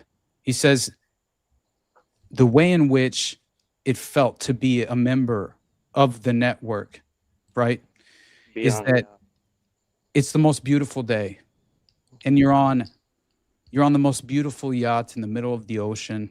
And while you're on this yacht, you can have anything you could ever want. Exactly, anything you could ever want, anything your heart desires, any sort of sexual proclivities, sinister, sexual proclivity you could imagine. But the moment that you get off the yacht, everyone else on that yacht will make certain you drown. And that is just the nature of how the network legitimately functions. And so if you think these low-hanging fruit, that are honestly examples of the trafficking operation or the abduction process in regard to the network at large, that isn't all that they really are, the John Wayne Gacy's of the world. I'm not saying he wasn't politically connected in a very prominent... John David Norman. They claim there's allegations he has direct CIA connections, and that he was running a sexual blackmail operation for human compromise for the CIA. Legitimate allegations exist saying this much. So Epstein is nothing new, right? This is just an extension of, remember, we said this many times. Roy Cohn handed the keys to Les Wexner and Jeffrey Epstein and Ghislaine Maxwell, so to speak. And Donald Trump. And Donald fucking Trump. 100%. He bought the fucking Plaza Hotel with the blue room. I know, where your FBI director gave him the blackmail yacht as well too. Yeah. So Adnan Khashoggi's yacht. Which Adnan Khashoggi, This is another one. Julian Dory fucking blew my mind the other day, which I have Gideon Spies. I sent it in the chat a while back. I just started it. He was the uncle of the driver. I want to say it was the driver that was driving Princess Diane at the time of her death. Or the uncle, I'm sorry, the uncle of the guy that Princess Diane was cheating on the prince with at the time when they both died in the back of, it's a fucked up thing, dude. Wow. That's what we've been saying for a while. It's like those like close, like the menial rote things that people don't really think about, like security, like drivers, even more so kind of blend in. It's something that has to be with you basically at all times. If you're some sort of VIP, these are the ones to watch out for. So this was, I'll keep it brief. I know I've been on here for a while, but it's a crazy story. It's the first chapter of Gideon Spies where they're talking about how Israel and the Mossad find their way, like they weasel their way into places that like, where's an area that we can get into high connection that's low risk? And they look at like, who's the manager of the hotel? Well, that's not going to work, and it's the Ritz-Carlton in Paris. So they're like, it doesn't work if you go to the manager because that's a little bit too high risk, but also they may not know much. You can't go to the room cleaner because they don't know much. Like the maid's not going to know anything. So they found a guy who he's the driver for all the VIPs going to the Ritz-Carlton, and the Mossad follows him for a while. And they find out that he's taking money from like a TMZ style thing in Paris to like trade pictures or access to get pictures of these high profile people. And the Mossad compromises him and works him to the point where he's completely exhausted, completely under their control. And we don't know if they set this whole thing up, but Adnan Khashoggi's nephew is the one that Princess Diane was cheating on. Was it Prince Charles at the time? Was cheating on him with Adnan Khashoggi's nephew. The driver Mossad had completely compromised. And he was either exhausted when he went through the tunnel or maybe something else. I'm not saying anything happened, but I'm saying potentially he might have just been really tired. He might have just been really tired and overworked by the Mossad, but he was certainly compromised. Yeah, that's such a great dude. Thank you, man. Honestly, that was incredible. That was the best way you could possibly present that as well. Honestly, I appreciate that. But go ahead, Jose. Sorry. There was something I was going to say. I totally forgot. It was just a stupid other connection. So I was going to make some other Adnan Khashoggi connection, but it already slipped my mind. There's a million you could make, Jose. I know. It slipped my mind. It was in and out in a second. It Just wasn't anything too big of a deal. Just the yacht is crazy enough for me, man. Mm-hmm. Oh, yeah, it really for sure. is. Oh, I remember what I was going to say. I was just going to kind of casually mention that like one of the many things he's known for is one of his whores being one of the wives of one of the Beatles. I forget which one specifically. So to give you kind of an idea of the sort of reach, he really was kind of the old Epstein. So. Just to reinforce everything he just said, Adnan Khashoggi's nephew is Dodi Fayed. Dodi Fayed, thank you, yes. Son of Khashoggi's sister, Samiri Khashoggi. Now, Adnan Khashoggi's nephew, obviously keep this in mind, he is well known for his relationship with Princess Diana, which brought him significant media attention. And he was this was during, obviously they died together in this car crash in Paris on August 31st, 97. And he also worked as a film producer on movies like, quote, Chariots of Fire and Hook during that decade, apparently. So he was a movie producer. So now I'm even more interested in who Dodi Fayed really was. Like honestly, as much as I've considered doing a Princess Di episode in the future, and I definitely will at some point, just because it's one of those fascinating stories that we all know isn't what we've been led to believe as the official narrative is concerned. But yeah, that's amazing. Chariots of Fire is great predictive programming. Of course it is. Revelation of the method. There's no way that it wouldn't be involved in an event such as that. Clearly, you would have to also include some sort of new age occult framework of an esoteric revelation of the method process, which all of these initiates participate in for some strange reason that we obviously are unaware of, because we are not initiates. Well, of the secret fraternal organization. Also, brother, what's up with the quick sidebar? What's up with Jamal Khashoggi? Because Jamal's supposed murderer is now the head of Syria at this point. He was the head of Al Qaeda, the head of Al Nusra at the time. In the background of Jamal Khashoggi's head getting cut off, and apparently Jamal didn't know anything about this. I don't know if you guys are aware of that. He supposedly had an implant from the CIA, and he was completely unaware. So while he was getting his head chopped off, he was a burned asset by the CIA. Wow! Shit. Had absolutely no idea about it. That is incredible. Yeah. So again, how much do you believe you can exercise free will, my friends? That's a question worth considering. Don't do this to me, Austin. I'm sorry, brother. I'm freaking out too. So, all right, Mr. Beans, we're gonna let you go. We have something I think I want to pick Austin's brain on real quick. We also do have a super chat I do want to address real quick. It's very brief. It's just to reiterate so much of what we were just discussing on Fear and Loathing, Hunter S. Thompson. We showed it once in the past, I think, on Already Dead, but either way, worth watching, right? Deleted scene about human sacrifice and witchcraft and adrenochrome in the film that Johnny Depp is portraying Hunter S. Thompson, and I think obviously the individual who Benicio del Toro plays, right, and depicts, is actually heavily involved in the network. There's probably a reason that he just disappeared off the coast on a boat, you know. I would imagine it's far more to do with the nature of the network itself, and maybe potentially just a sort of consequence in that context. But anyway, hold on. I'm sorry, I muted it. No, you know one of them California boys? Yep. Yeah. Your buddy here is just telling me all about the dope feeds you got down there. Oh Christ, they're everywhere, man. Nobody's safe. Sure as hell not in the South. Like that warm weather. Yeah. You know, it's out of control. First it was drugs. Now it's witchcraft. Is it witchcraft?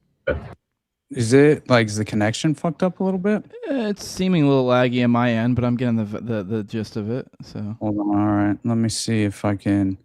Hold on. Let me just refresh because I don't want it to.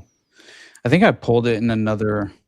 Other than sending myself the Instagram video, but I think I pulled it and isolated the actual clip. But either way, I just kind of tried to find it as quickly as I could. So let's watch it real quick, because again, this is something that, like, I wish they would have left it in the film, but it makes so much sense why they didn't. And again, Terry Gilliam, one of my all-time favorite film directors. I'm sure he's Illuminati confirmed, but he was an original member of the Monty Python group, right? And you know, was basically one of, if just again, top 5 directors of all time, in my opinion, and very unique style, right? And he did other films like Tideland or Brazil, or like, you know, very interesting concepts. Even there's one with Bruce Willis that's fascinating.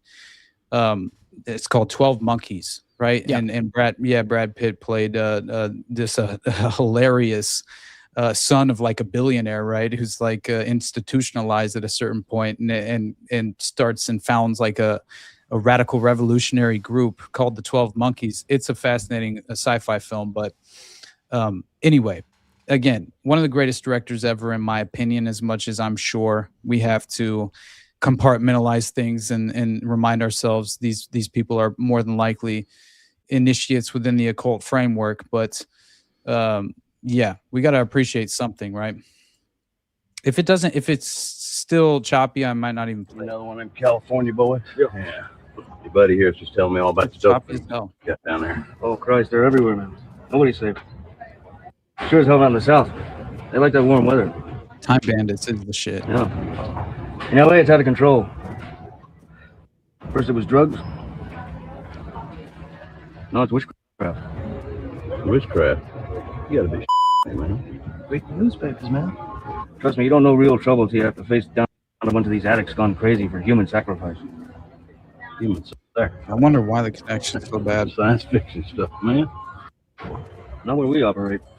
Reality is in Malibu alone, these goddamn Satan worshippers kill 6 or 8 people every day. They'll take people right off the street if they have to. All they want is the blood. You know, just the other day we had a case where they grabbed a little girl right out of McDonald's hamburger stand.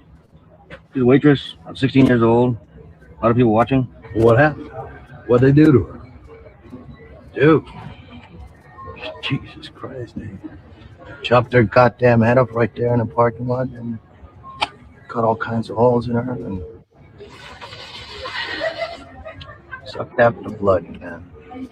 Let me get this straight. You're telling me they pull the little girl out of the McDonald's hamburger stand, take her out in the parking lot, all these people standing around, cut her head off, suck the blood out, nobody does a goddamn thing. What could they do? The guy that took the head was about 6'7", 300 pounds, just packing Lugers and M16s. They just ran back out into Death Valley, same place where Manson turned out. Big where Manson turned out. Every one of them start naked. Naked? Yeah, naked. Naked, except for the weapons, you know. They're all veterans. They're all veterans. Yeah, Phoenix the guy used Project. to be a major in the Marines.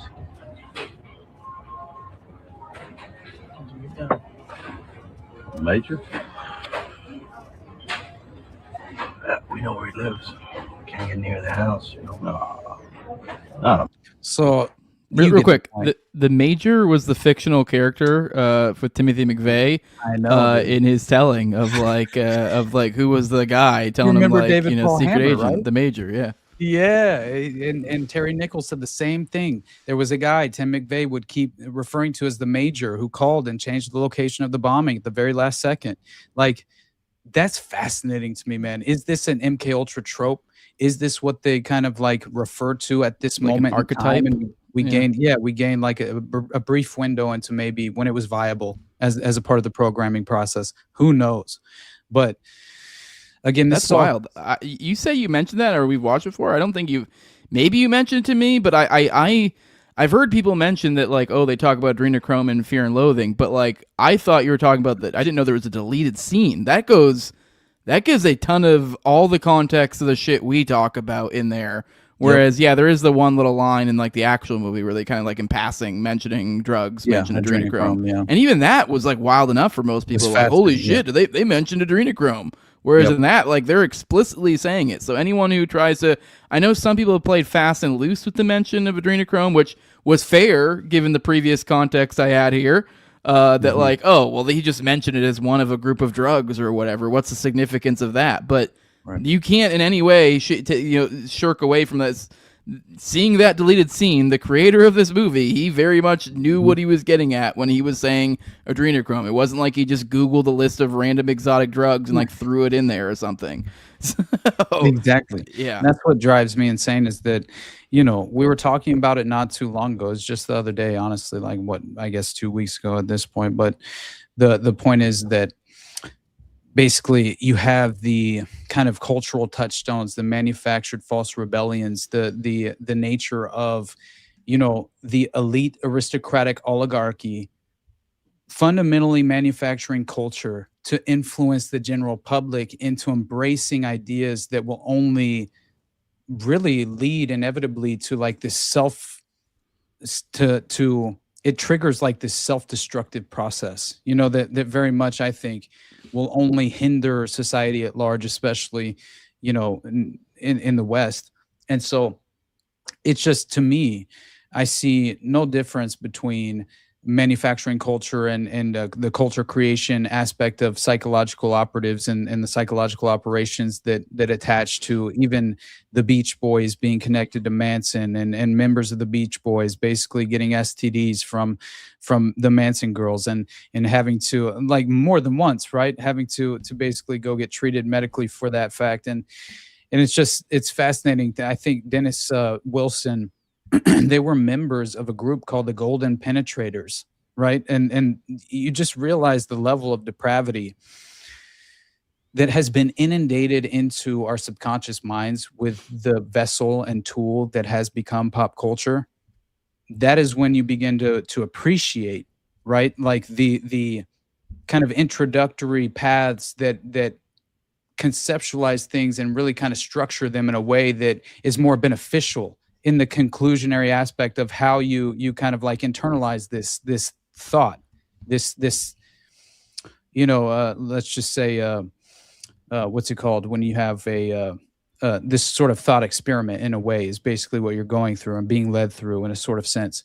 But the point is that we have subliminal messaging just layered throughout pop culture within the framework of musical albums and also film. Very clearly, this is a process and a tool that they utilize for that as well. And so I think that we're living in this environment of disillusionment. They want us to feel. You hear how I've said this from day one since I started the podcast. I said I feel disillusioned from the political process entirely.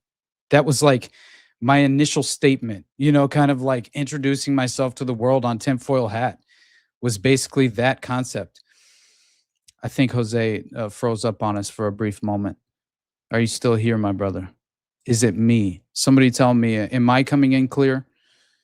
Either way, the point is that we're living in a world where I legitimately believe that there is, yes, I'm coming in clear. Okay. Is that basically we're living in a world where you have this legitimate manufactured pop culture construct that is only intended to basically manipulate our subconscious minds and lead us into this sort of avenue where we feel intellectually and psychologically adrift.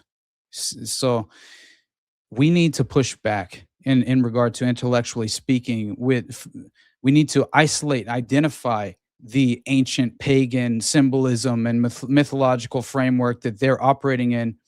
What's up, brother? Like, damn it. I could hear you the whole time. Okay, good. I don't know. Yeah, it's being goofy. I don't know. It's not even acting like how it normally acts when my internet's being wonky. So it's probably my internet. I mean, everyone's saying it's my side of things, so I don't think it's you either. Someone's saying it's a StreamYard or something. I think it's just my internet connection, which once again, I apologize. I have upgraded the internet. I've also mainlined it to go straight to my, so I don't know what more I could do. So sorry, it is what it is. We are limited by modern technology.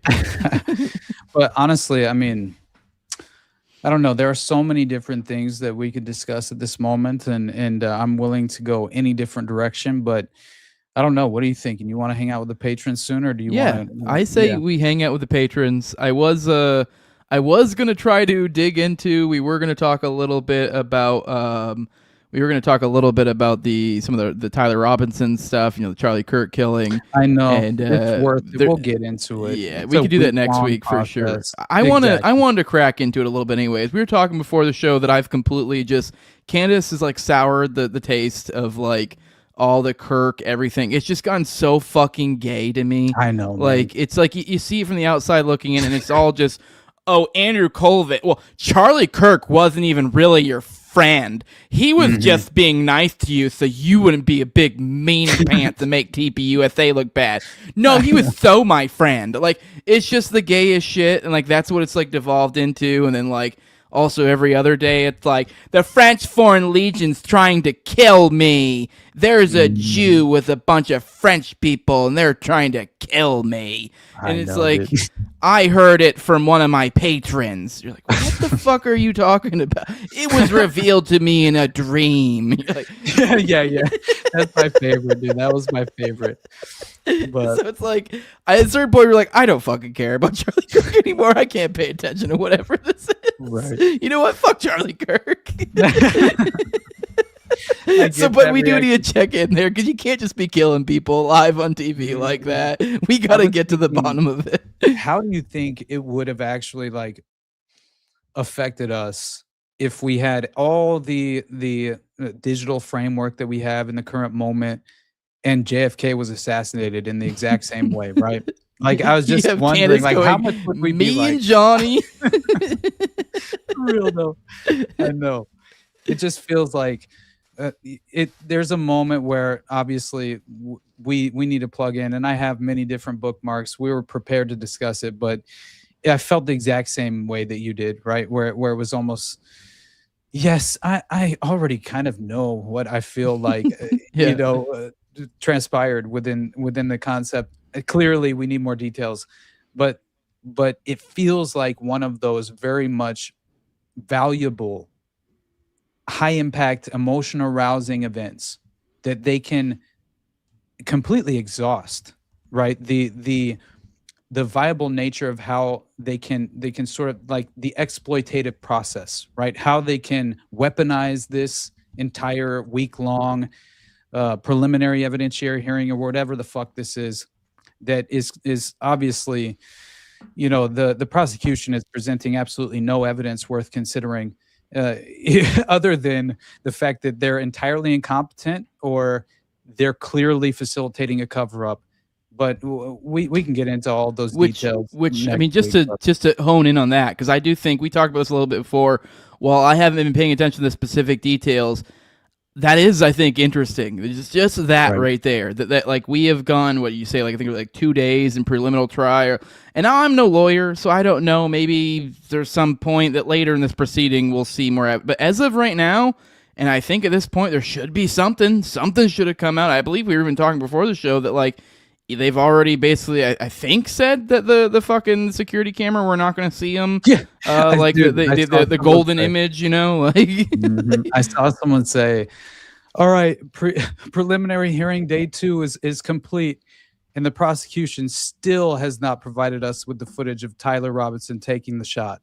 Yeah, which like, it sounds. Which real quick to reiterate, contextualize that for people. That sounds ridiculous. It almost sounds like you're like, oh, well, that's just ridiculous. You're like, oh, what, you need a literal photo of him doing it to fucking, like, prove this? But it's like, whoa. No. Like, remember, back up. Like, we literally got security camera of him running off the roof. Mm-hmm. Think about that. And where did that security camera start? Literally in him in movement. So you're like, well, you should have him previous movements. There should be previous footage to that, and somehow we still haven't heard that. But either way, my point that I was just getting at is that, like, what people have been saying is like, oh, you're gonna fuck up the trial, you're gonna, and even then, like, hey, don't worry about it. When we get to trial, all this evidence, like, we're always being these like sort of vague assurances to all sorts of evidence. It'll be so much different when they get to trial, and here we are to trial, and it looks like pretty much what we knew before is looking kind of like what we know now, from what I know. Once again, me and you both haven't really necessarily dug into it quite enough, probably, since we've gotten to Candace fatigue. Oh, for sure. All I know is the number one thing we should all be aware of is that, obviously, they're trying to pick up and run. I think even Donald Trump Jr. tweeted about Tyler Robinson visiting the UVU campus like 4 separate times between September 10th and September 11th, right? And that basically even mentioning, I think he mentioned in the tweet that Tyler wasn't a student at UVU, right? And just kind of reiterating his disingenuous concept. And in reality, if you watch any of this hearing, it's been fascinating in a way, as much as, yes, the usual suspects of the influencer industrial complex are weaponizing this for their own benefit and driving other people who are objectively attempting to consider things, right, in terms of like the tabletop of ideas, right? They're kind of like, I think, just deliberately disrupting their process in terms of psychologically speaking and intellectually in regard to how do you internalize this case. But Tyler Robinson, he arrived at like, according to the hearing, he arrived at like 8:30 in the morning at one point, and he walked to the quad area and made contact with TPUSA reps. And then he's seen basically through this like ridiculous ring camera footage of a Dodge Challenger, right? He's seen at 12:30 on September 11th by a homeowner who on the ring camera had discovered this Dodge Challenger, but it was being driven by a bald man who had 3 other individuals with Tyler Robinson, right? So like, as far as like with him. And so in my opinion, it seems like operatives of some kind. And if you look at a lot of the footage, I bookmarked some of it, man, he better be walking with a gun in his leg, in terms of his jeans, right? Because you kind of look at it and it seems like someone in a trance. who is just going to a specific location. And he even, the alleged perpetrator, Tyler Robinson, on the footage, which we have no potential evidence, in my opinion, that's credible enough, proving this is actually him, of this, individual with the hat, right, who's walking around the campus. It seems like there's no real evidence, in my opinion. But at one point, you see the patsy, and he completely makes a mistake and switches the leg in which he's limping, where he effectively was alleged to have had the weapon fully assembled in his Have jeans. you considered perhaps there wasn't a gun in his pants, and in fact, maybe he was just happy to see you? Yeah, I really... he just did the total tried and true move where he just flipped it from one side to the other. You just real quick, like, just resituated his boner. Just look at this dude, though. Is he not the perfect candidate for... Oh yeah, this guy would more than likely. It's like Thomas Crooks, right? Or isn't that? Yeah, Thomas Crooks. Same thing, right? BlackRock commercial. But you just look at him. Ryan Routh. You look at them. Just look like a huge hog. Is that what you're getting at? Candidate program. Oh, okay. Sorry. That's what it would feel like. What did you say? I said you look like they have a huge hog, right? Oh my god! I was just being silly because they are all tall, skinny guys, and we were just in the gutter, so I was just being stupid. Sorry. Right. Shouldn't have stepped on you. But and trans roommate Lance Twiggs, right? But the point is, that reminded me of Phil Paskey. Phil Paskey was a trans. I didn't even realize this. He was known to. Yeah, dude. He was known to have been a transvestite. He actually like dressed a cross-dresser. Okay. He dressed up as a female, right? Which I guess that is the same thing, but in a weird way, like for some reason, that is like a distinction, especially like in this like time era distinction. It seemed like from older timers might be more apt to identify themselves as cross-dressers, whereas nowadays they're like, no, I'm a tranny, so. But anyways, yeah, okay, that makes sense because I was like, what are you talking about? Like, but yeah, I guess it checks out. Boy, bitch. Yeah. He was a homosexual serial killer who was definitely, a transvestite, and there were 3 separate murders at one point. He was a serial killer for sure. I believe a hitman for the mob in a certain way because he's running Delta Project for John David Norman while he's in prison after Phil Paskey gets out in '76. And what's fascinating is that you have an individual victim of who I believe to have been Phil Paskey as the perpetrator, who's even profiled and described as fitting the profile of a Phil Paskey, who slit the throat in a ritualistic fashion of the key witness set to testify against John David Norman. Just before he's set to testify, he gets his throat slit in a ritualistic fashion, just like many of the other victims. The exact same sort of strategy was in play and engaged in, and it fit Phil Paskey in regard to his methods, and as well as the actual description of the perpetrator as well by witnesses.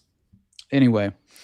So yeah, we could talk about anything for forever at this point, but I love you, brother. You already know this. Hell yeah. And the last thing I will say, I guess I'll plug I'll at least give my plugs, and but I should mention, you guys remember the meme, right? Like, this is where you are paying taxes to pedophiles, right?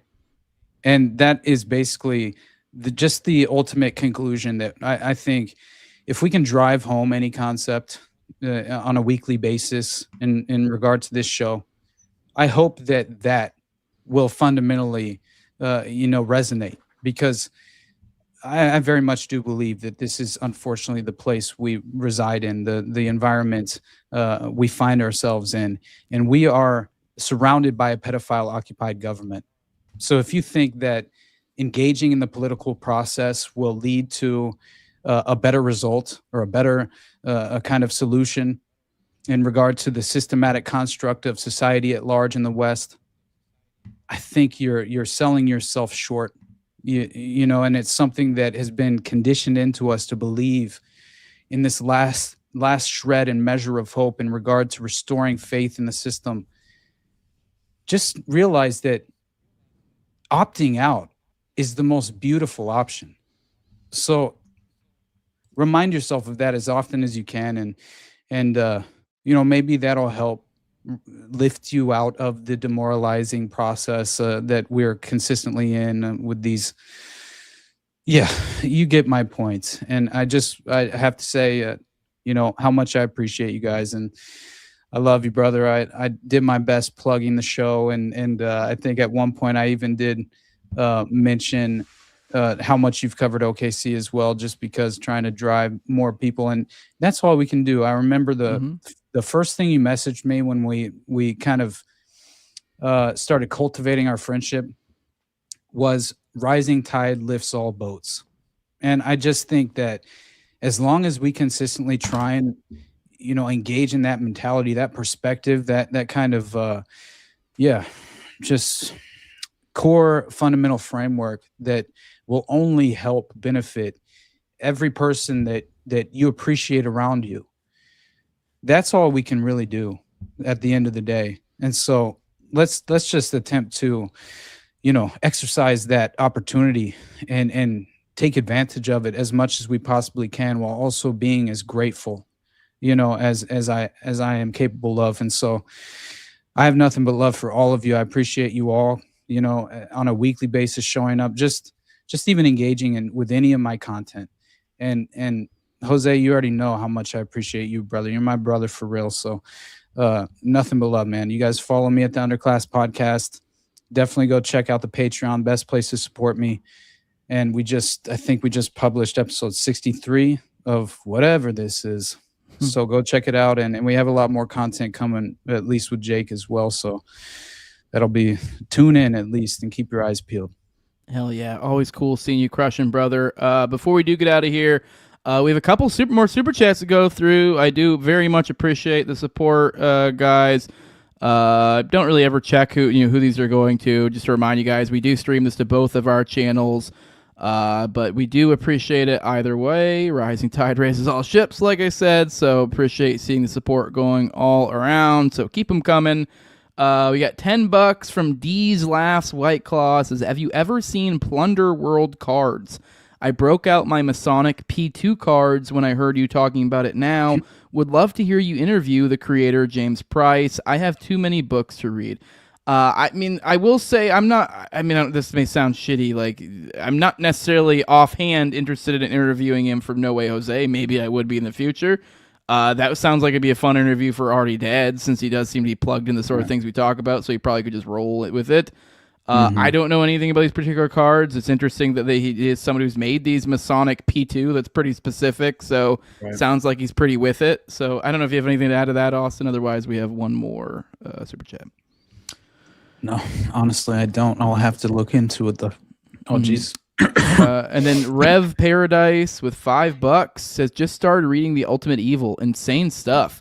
The Pedophiles of Texas have had a crazy run. Yeah, that's probably might be one of the next books I get into, because I just recently put a good dent, just kind of been on a good run of clearing through some of my my ones in my stack. You can even see this, like one of my stacks right here. So I've been clearing through some of them, and I'm like, you know what? Ultimate Evil is one of those ones I've always wanted to get around to. So I'll have to do that probably sometime soon. So, but I don't know if you have anything to add to that. I mean, I haven't read that one yet. I know you have. You've mentioned it frequently. Yeah. So just one of the ultimate phenomenal and extraordinary tomes on, especially the Process Church of the Final Judgment and their connection to the Son of Sam case and David Berkowitz, and far beyond that. I mean, obviously, if you, I mean, there are glowy little spooks that have dedicated their lives to dismissing and undermining the credibility of Maury Terry, and his amazing work. So if that doesn't prove enough how valuable he really was and his work really is, then nothing does. So definitely go read it. I always encourage everyone to read that book specifically. It's one of the greatest books I've ever been introduced to. So that's all I got. Well, hey, for those who want to support what I'm doing, like I said, this is our show that we put out on both of our platforms. I'm sure most of you are here for Austin right now, him coming off a big showing, crushing it like a fucking G. But I put this, I have the No Way Jose podcast over here. That's what I run. Ari Dad's one of the shows that we play over here. And this is on Rumble, YouTube, all the major audio podcasters, Twitter as well. On Twitter, that's at Tower Gang Jose. Everywhere else, it's just the No Way Jose podcast. If you want to support the show the best way you can do that with money over at patreon.com/NoWayJose2020. The lowest level is $2, gives you access to early episodes. Do about 1 to 2 of those per week. Keep 3 to 4 behind the paywall on a given time. Give you guys access to ad-free RSS feed, to the Telegram, to the pre-show, post-show, and video calls for this show right here, Already Dead, which is on Tuesdays at 9:30 p.m. Eastern. Also give a big shout out to the highest on my Patreon as a big thank you for their support. And my previous coach and Tower Gang at Leonard Toad. Also at Brigade D's, at Z of at _InfantZeal, Tim Tuttle, at John Klebold, Big Fan of the Show, Torn May, at Wayne Tagus, 100 for Kids, No Free Lunch, Jack, Mark Vestibule, Jacob Wintergrad, Biblical Anarchy Podcast, and John Black, you beautiful bastard. I see you in the background. Getting ready to go hang out with you here in a moment.